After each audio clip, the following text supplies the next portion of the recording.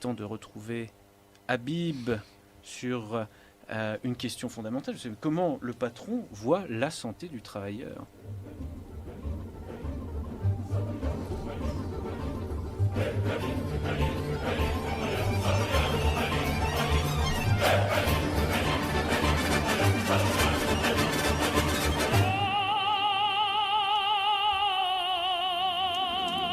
Ça se passe à la CGT de Tourcoing, donc je suis dans le bureau et j'entends la porte, comme à son habitude, grincer un peu plus lentement cette fois-ci. Et j'entrevois une dame épuisée qui se trémousse lentement vers moi et me raconte toute sa peine. On dirait le début d'un polar. Très bon. On l'écoute, mais c'est pas rigolo en fait ce qu'on va écouter, attention. C'est une catastrophe, c'était comme les scénarios un peu d'un film d'horreur où on voit la bête on ne sait pas si la dame était possédée ou dans un état second, mais c'était étrange. On l'écoute. Je travaille en tant que ASH dans une clinique pour une société Elior. À savoir que j'ai été agressée sur mon lieu de travail un matin.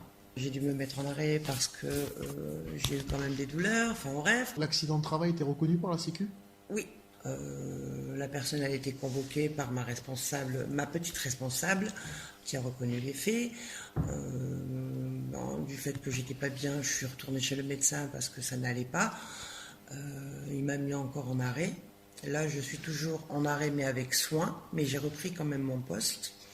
Parce que je me suis dit qu'il fallait que je reprenne mon poste à un moment donné. Avec soin, ça veut dire quoi ?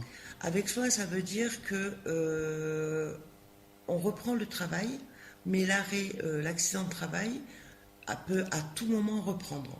D'accord. C'est-à-dire qu'à un moment donné, si je sens que je ne suis pas bien, si je sens oppressée, angoissée, ou je peux retourner voir le médecin et mon accident de travail reprend. D'accord. Donc, et ça, Il ne s'arrête pas en fait. Ça a été notifié par le médecin du travail. Voilà, c'est ça. Et donc là ensuite, on est passé à l'étape de sa reprise d'emploi.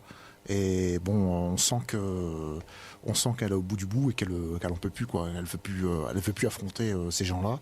Et elle est prête à tout, quoi.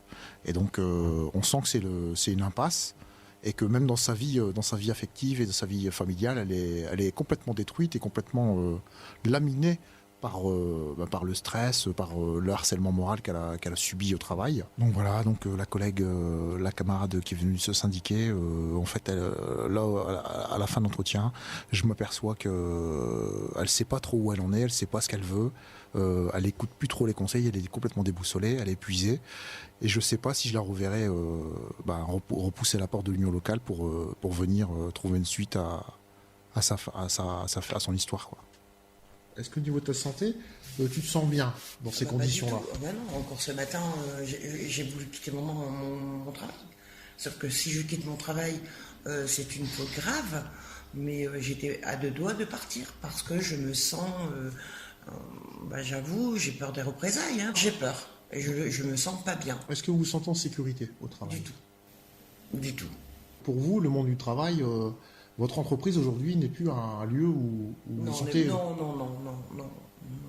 Donc vous sentez une oppression... Oui, tout le temps. D'accord. Ensuite, par rapport à ça, à ta reprise, tu as repris le travail ? J'ai repris le travail. Entre deux, j'ai reçu un courrier de ma société, Elior, pour être convoqué pour avoir un entretien en vue d'une sanction disciplinaire ou un licenciement. Sauf que c'est moi qui se fait agresser. À aucun moment je n'ai rétorqué ou je n'ai... Donc c'est à double peine. Donc dans cette entreprise qui s'appelle Elior, où la direction se targue et met en avant les valeurs de solidarité et d'humanisme.